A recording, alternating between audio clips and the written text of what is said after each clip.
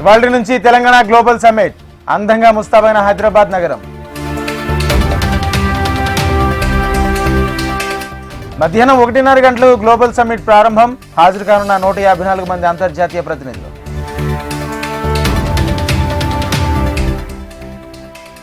CM Revanth కి AICC chief Kharge లేఖ. Global summit కు హాజరు కాలేకపోతున్నానంటూ లెటర్.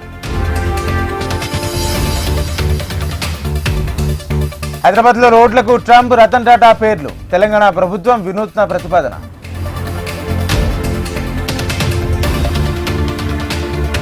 కాంగ్రెస్ నైవంచన పాలన పేరుతో బీజేపీ మహాధర్నా. అభివృద్ధిని అడ్డుకుంటూ ధర్నాలు ఏంటని మండిపాటు. హామీలు అవలవ్వకుండా ఉత్సవాలేంటి? రేవంత్ ప్రభుత్వాన్ని ప్రశ్నించిన కేంద్ర మంత్రి కిషన్ రెడ్డి. గ్రామాల అభివృద్ధి బీజేపీతోనే సాధ్యం. కాంగ్రెస్, బీఆర్ఎస్లు ప్రజలను మోసం చేశారన్న చేవెళ్లి ఎంపీ.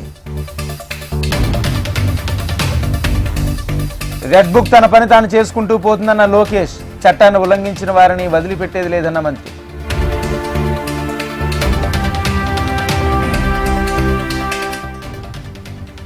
కర్ణాటక ఉడిపిలోని ఏపీ డిప్యూటీ సీఎం పవన్ పర్యటన. కృష్ణామాతకు ప్రత్యేక పూజలు చేసిన పవన్ కళ్యాణ్. ఇవాళ లోక్సభలో వందే మాతర గీతంపై చర్చ. డిబేట్ను ప్రారంభించనున్న ప్రధాని మోడీ. రోజురోజుకు వేడెక్కుతున్న పంచాయతీ ఎన్నికలు. వినూత్న ప్రచారాలతో హోరెత్తిస్తున్న అభ్యర్థులు.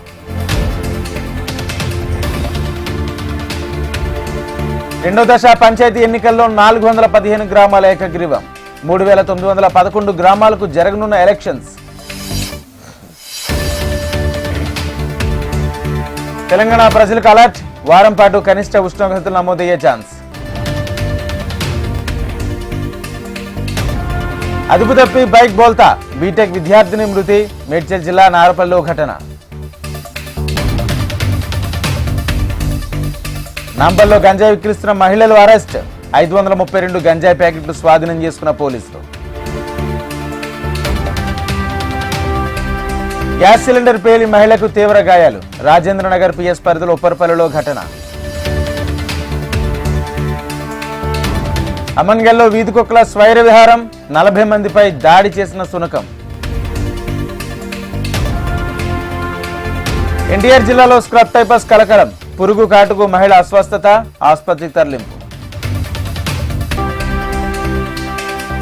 ఇండిగో ప్రయాణికులకు 610 కోట్ల రిఫండ్. వారంలో ఫ్లైట్ సేవలు ప్రారంభమవుతాయని ప్రకటన.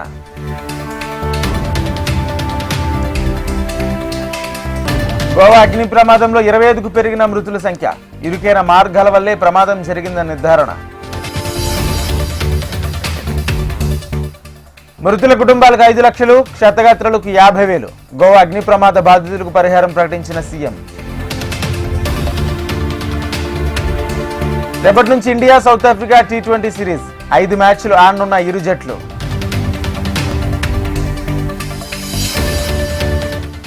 యుఎస్ సిరీస్ లో ఇంగ్లాండ్ ఓటములు పరంపర.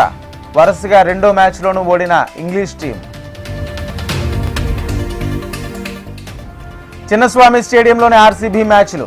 గ్రౌండ్ తరలించడానికి అనుమతి లేదన్న డీకే శివకుమార్.